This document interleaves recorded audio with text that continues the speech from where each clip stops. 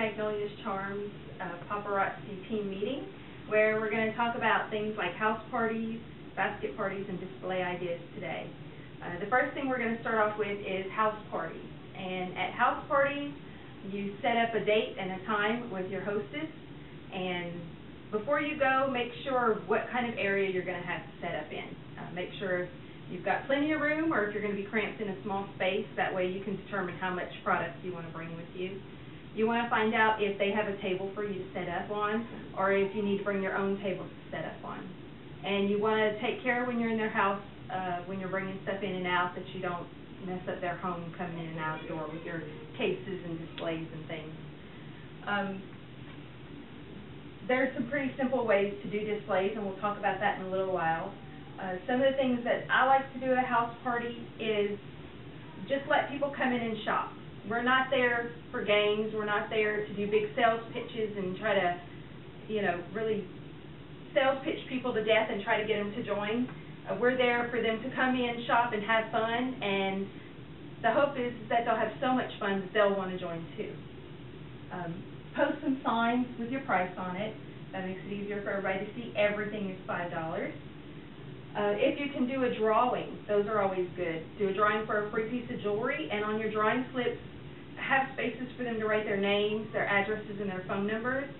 Now you'll have contact information. You can contact these people later and see if they want to host a party, or see if they're interested in joining too.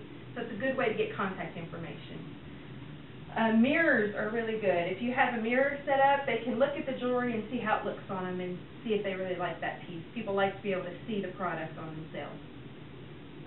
Some other things, business cards are good to have out so that people can pick them up. If somebody buys some jewelry, in my bag, I always have my Paparazzi bag, because people love that pink color, and I usually put in a business card. So now they have my contact information if they decide they want to host a party.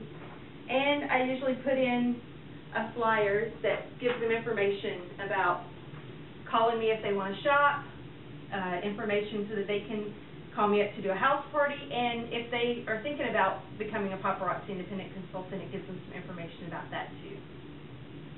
Also, when I'm bagging up their jewelry, if they have several necklaces, I like to wrap their necklaces up in some paper like this, one at a time, so that when they get in the bag, they don't get all tangled up.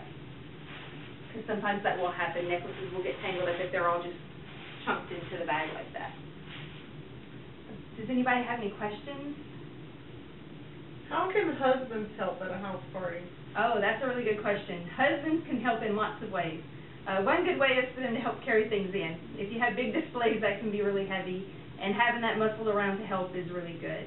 And the other way is, if you have a husband who doesn't mind talking to people and is really outgoing, if he can talk to the women about the jewelry and tell them how good jewelry looks on them, women are more likely to buy jewelry from men than they are from women. So your husband will probably sell more jewelry at that party than you will.